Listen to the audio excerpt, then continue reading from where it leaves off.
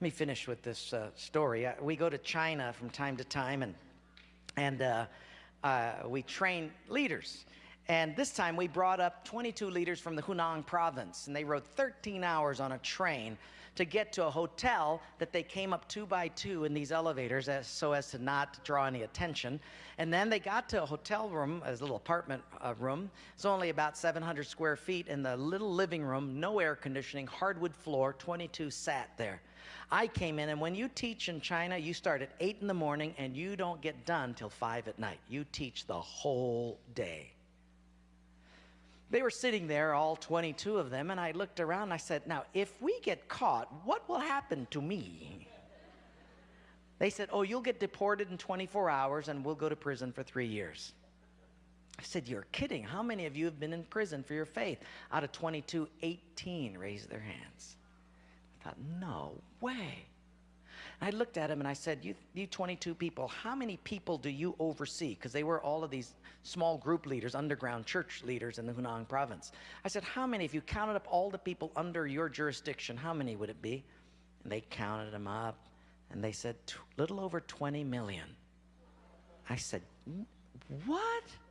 See, we forget there's 1.3 billion people in China. This is crazy. Well, I had 15 Bibles, and I passed them out. Obviously, 7 didn't get them. And I said, let's turn to 2 Peter chapter 1, and we're going to read it. And just then, one lady handed hers to somebody next to her. And I thought, interesting. Well, we turned there anyway, and as we started reading it, I understood why she gave it away. She had memorized the whole thing. She just recited the whole chapter. When it was done, I went over to her at a break, and I said, you recited the whole chapter. She says, oh yes, I've memorized many chapters. I said, where did you memorize so many chapters? She said, in prison. I said, you have much time in prison. So I said, but don't they confiscate the Bible? And she said, yes. So people bring in scriptures written on pieces of paper, and they bring it in. So I said, but then if they find that piece of paper on you, won't they confiscate that? She said, oh yes, that's why you memorize it as fast as you can. Because even though they can take the paper away, they can't take what's hidden in your heart. I thought, wow. Well, after 3 days, you fall in love with these people. And when it was done, I said, how can I pray for you? I'm going to go back to America, and you guys have been just so wonderful. How can I pray for you? They said, you know, Wayne, you guys can gather like this whenever you want to in America. We can't. Could you pray that one day we'll be just like you? And I looked at him and I said, I will not do that. Big incredulous eyes looked at me and they said, why?